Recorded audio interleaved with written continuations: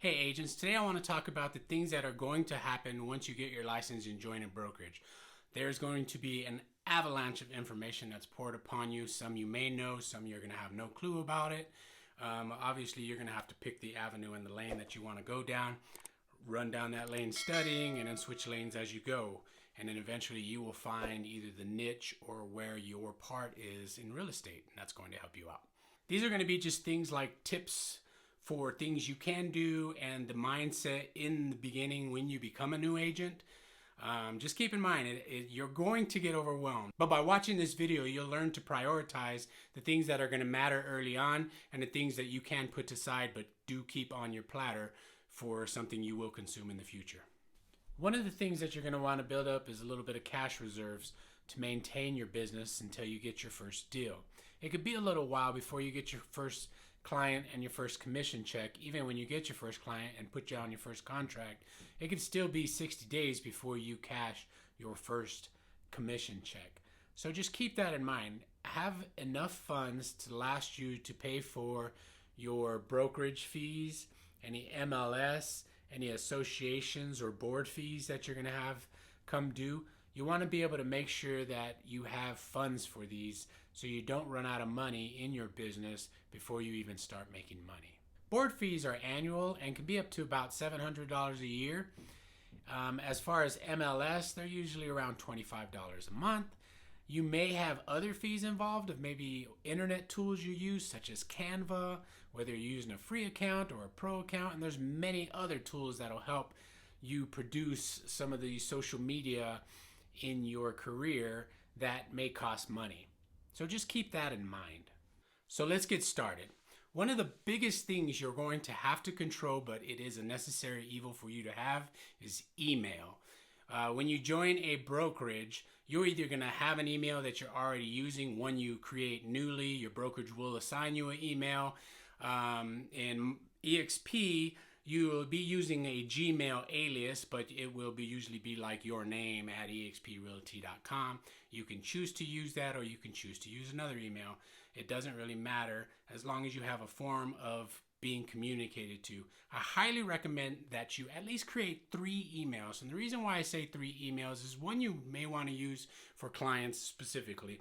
One you may want to use to go back and forth with somebody within your brokerage or your teams or any organizations you may have within there. And then the third one, you either want it for soliciting or just junk, because you're going to get a lot of solicitation towards you, whether it's lenders contacting you, or contractors contacting you, VAs, virtual assistants, that's what VAs are. There's just going to be a whole bunch of emails that you're going to have to go through. So it's good to learn a particular email. My recommendation in this is Gmail. Gmail's been around forever. It'll continue to be around forever. This way you'll always have access to the important emails, whether you archive them, save them, or whatever, they'll still be somewhere. In Gmail's case, at least they will be on Gmail servers, Google servers. Instead of just on your computer. You lose a computer, you lose everything. You leave a brokerage and that brokerage has all your emails, then you lose them all. So just keep that type of mentality going forward, is that everything you want to create that if the life changes on you, will you still have access to that data?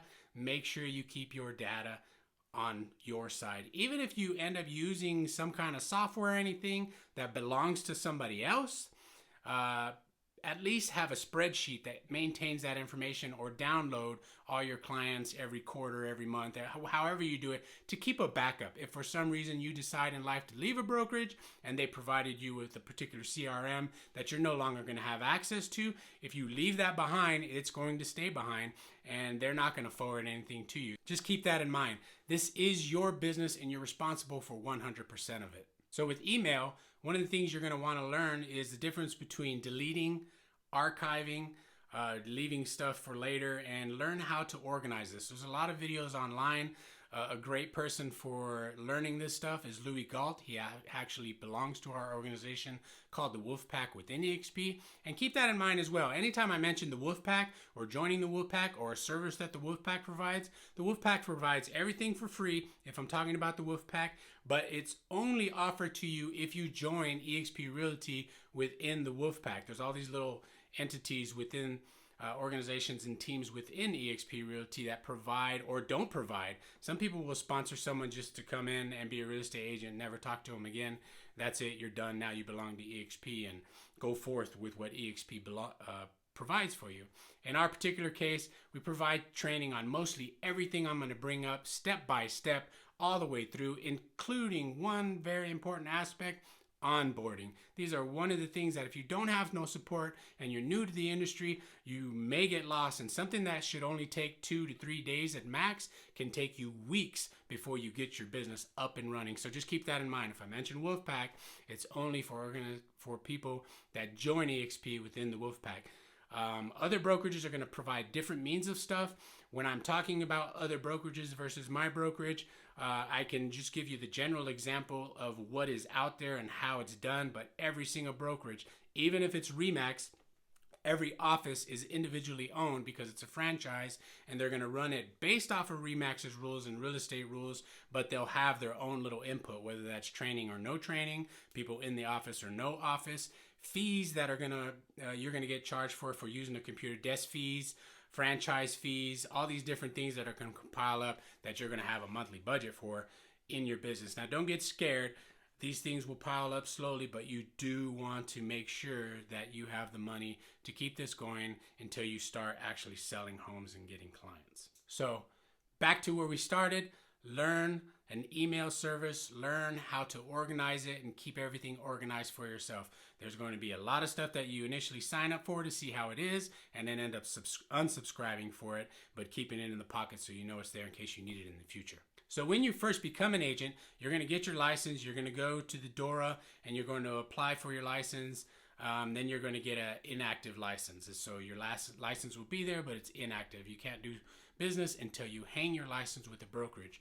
Once you join a brokerage, the brokerage is going to have all kinds of things like what your split is, any kind of rules they have of what you can and can't do, especially being a new agent.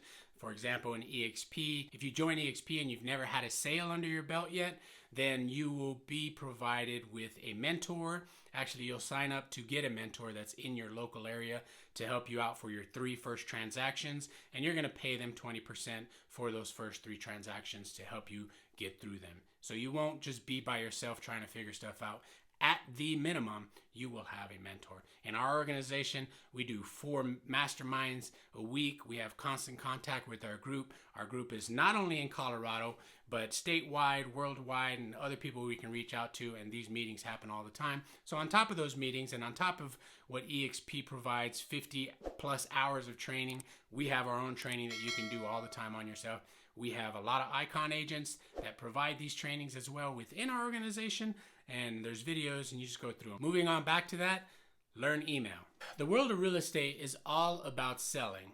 And when I say selling, it's not so much selling a product, because you aren't selling anything. You're helping someone to sell, or you're helping someone to buy. There's other aspects in there where your signature just counts on a form, because you must be an agent in order to buy and sell real estate in the state of Colorado. So that brings me to learning how to talk to people.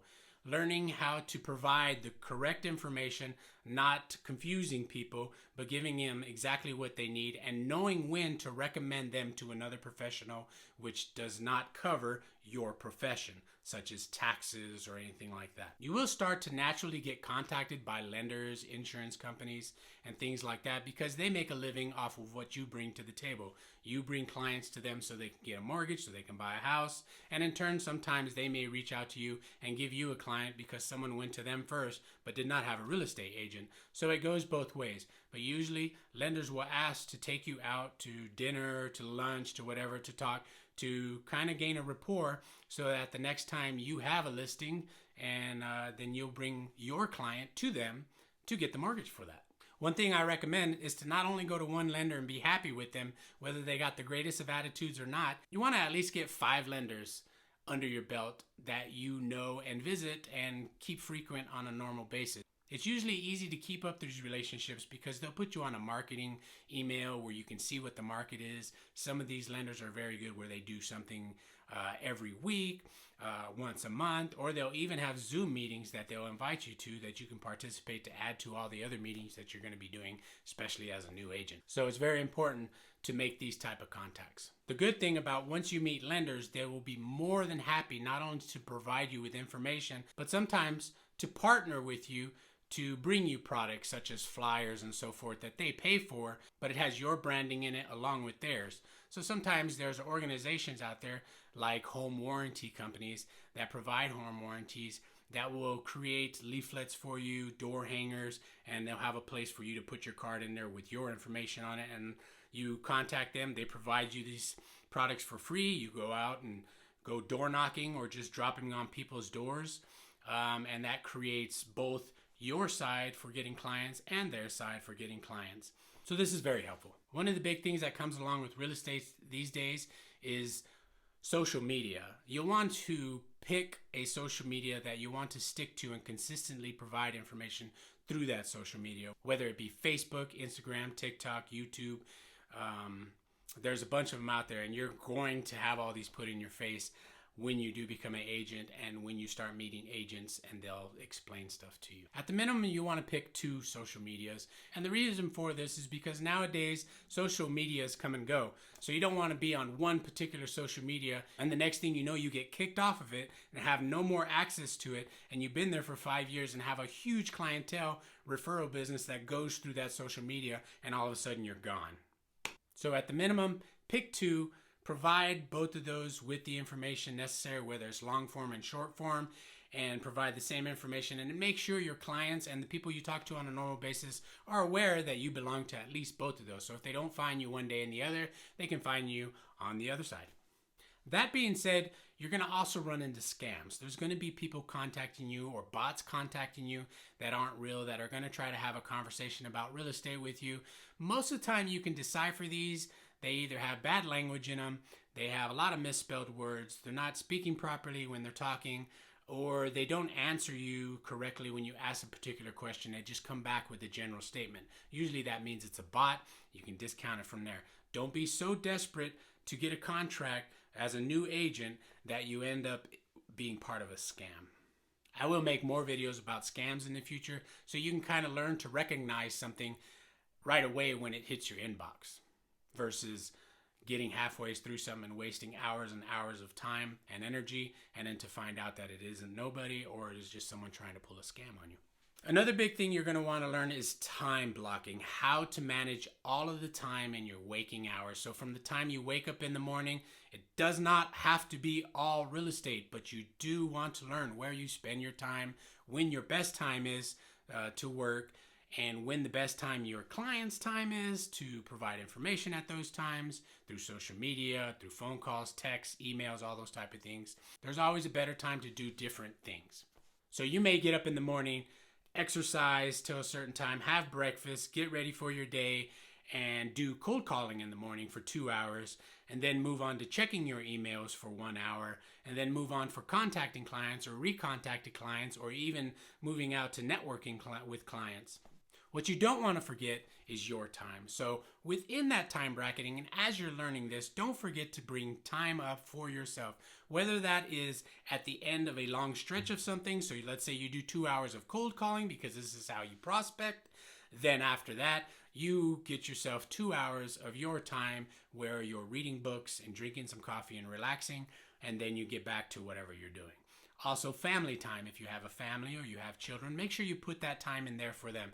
I know sometimes it sounds weird and that you're having to put down time for your family, but the real estate business is very, very busy, and you can find yourself diving into real estate and doing real estate things, especially as a new agent, and realizing you're skipping out on your children and your family, and that just brings more problems later. So make sure you learn how to manage your time with time blocking. Which leads me into learning how to use some kind of calendar. Whether you like paper calendars and writing everything down, the biggest problem with that is you're not going to have that calendar with you. But the one thing you usually will have with you is your cell phone. So add a calendar to that. There's all kinds of them out there. You have Calendarly, Monday, Trello, Google Calendar. If you have an Apple phone, it has its own calendar. Just whichever one you find best to work for you. Some of them are very complicated and do very sophisticated things. Some of them are very basic, but they all generally will do the exact same thing. So find one you're comfortable with that works for you. Some are based off of teams. So if you know you're joining a team, the team calendar will help too, because that notifies everybody when something gets scheduled. So keep that in mind and learn how to use a calendar. So becoming a new agent, with that becomes a lot of organization that you will have to learn, whether it's personal, keeping your personal life together and real estate going at the same time, learning to manage clients, social media, networking, where to go to meet people, how much time you spend in a car, how much time you spend at open house, how much time you spend gathering social media to post, how much you spend time editing. All these things you have to take into consideration, and you're not even going to be aware of how much stuff you do until you start doing it and know that it's right for you, and then it'll get added to your calendar. So just keep that in mind. Don't overwhelm yourself with things that aren't going to move your business forward at the particular time you are in your real estate business. So with organization, you have your clients to organize, as I said before, your time on when you're gathering clients, working to prospect to get more clients, finding out what's working and not working. Make sure you have goals in mind so you can plan those goals. You don't want to just try to travel to Europe and try to venture across Europe without having some kind of a map or guidance before you take off, because then you're just going to wander and probably get lost. So know where you're going, know how you're going to get there, and the steps that it's going to take to reach that end goal. Whether that's weekly, monthly, quarterly, yearly, always have a plan. The most successful agents that you will meet, you'll find that they always know their numbers and they have a schedule for everything they do, and they stick to it. Consistency. So in real estate, more than likely, you're going to end up with something that's called a CRM. That's a customer relationship management software. So every person you meet, when they give you their email or phone number, you're going to put them into that system, and that system is going to maintain things of like how high a priority do they need a home, their time frames, some details about them, and you'll also be able to use those systems depending on how sophisticated they are. The one that is provided with eXp Realty is called KV Core. It's one of the best out there. Not everybody provides it. eXp provides this for free along with you joining the brokerage. This particular program, KV Core, can cost thousands of dollars a year to use. With eXp, it's provided for you for free, and it is one of the top CRMs. Another great thing about CRMs is you can have it manage your business. A lot of the stuff that you would normally spend time on, sending emails, keeping track of clients, where they're at in their situation, you can put them on drip systems or email feeds that send them out based on their category, whether they're a hot client that is looking to buy very soon or currently in the market, a warm client that may not be buying for another 6 months to a year, or just a cold client that does want to buy a house eventually, but they are just trying to get their life together. You can put all this stuff in your CRM. You can have it send your clients that are in the market right now to literally send them a daily email on all the different houses they're looking for, so they can pick and choose all the things and notifies you daily on what you need to keep up with. This is what CRMs do. They can contact those clients that are way out there and just keep reminding them and giving them ideas of what's on the market right now. Because this way, sometimes a client that's not going to buy a year out, the market changes and all of a sudden they want to buy right now because it's hot. And this is something that keeps them involved with you without you having to spend a lot of time in keeping track of who and where everybody is. One of the things you're going to find that once you join into real estate and join a brokerage, join a team, be part of an organization like the Wolfpack in eXp, is that you're going to start learning that you don't know as much as you thought you knew. Whether you're in the business already, whether your life is successful at this time, you're still going to meet people that are inventing new ways to perform at the highest level, whether that's exercising and keeping track of what your daily goals are, or how you manage your day with what systems that are involved. It could simply be a website that's AI that helps you write for your blog. It can be things like how you eat and when you drink coffee throughout the day. Like, there's so many agents that perfect these little things, and the more they belong to different organizations like the Wolfpack, the more information that you're going to receive to find out all the things to manage your real estate business. Websites. Do you need a website? Some agents use websites.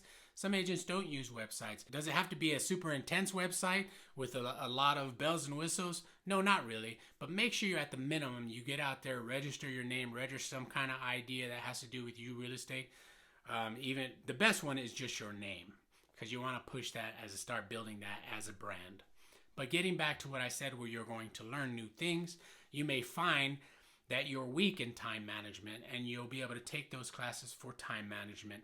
You'll be able to get credit for some classes, and some classes you won't get credit for. And what I mean by that is you don't just get your license, become an agent, and you're done. You will have to, in your first year, it's not required, but there will be continued education that you have to do once you've re-licensed for your next 3 years.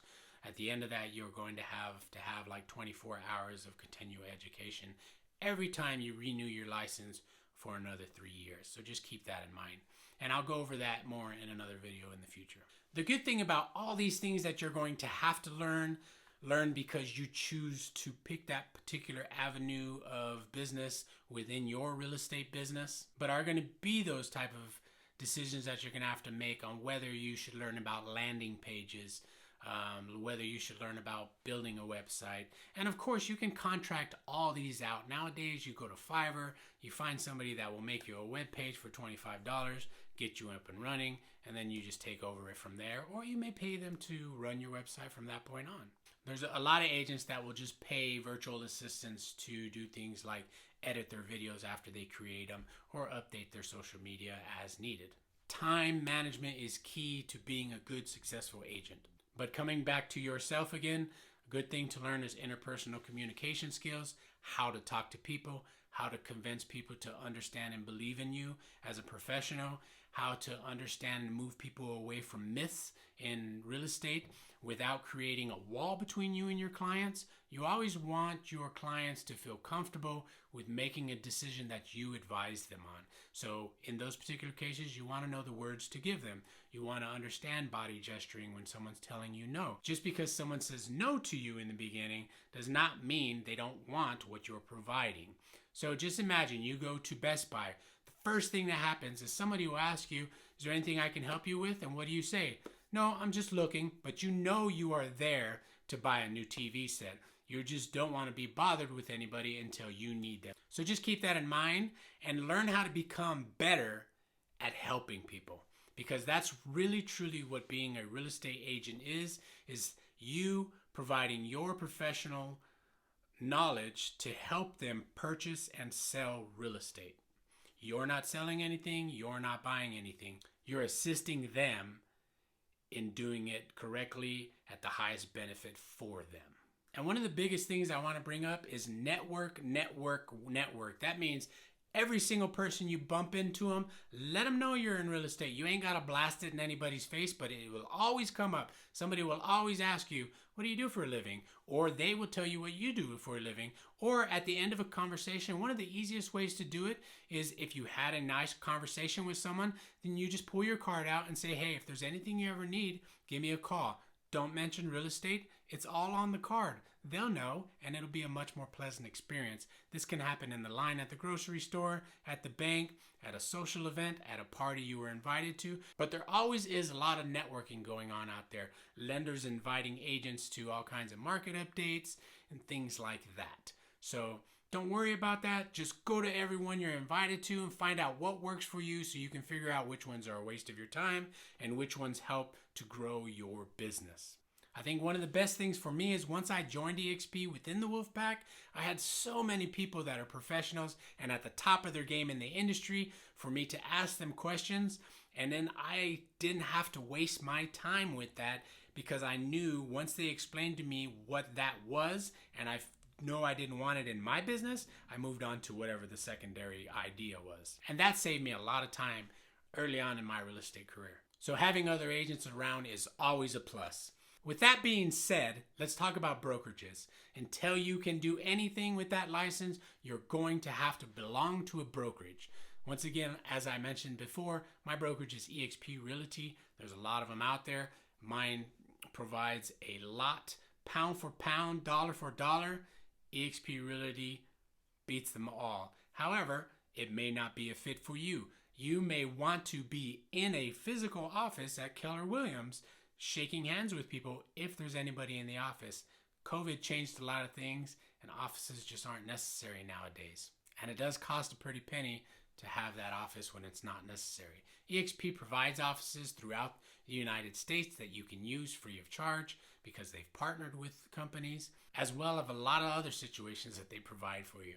I will do some eXp videos later on, but if you have any particular questions about real estate and my brokerage, eXp Realty, either comment down below and ask your question, or just feel free to contact me. Okay, well, that's all I have for you today. Don't forget to like and subscribe and all those great things. But if you have any questions about anything I covered today, make sure you comment down below. If you have questions about eXp Realty or the Wolfpack themselves and the organization within, like I said, I will be doing another video then about eXp so you can get some of the basics on eXp. But feel free to reach out. My number is 970-313-8291. Feel free to text me, or if you're an agent that's looking for a brokerage and don't know where you're going to go but have questions, reach out to me. I can even set you up with a Zoom call with my organization so you can see what we're all about. You don't like it, you go away. If you like it, you keep just visiting and finding out more information, and then maybe become part of the Wolfpack organization as well. Until then, good luck and keep killing it out there, agents.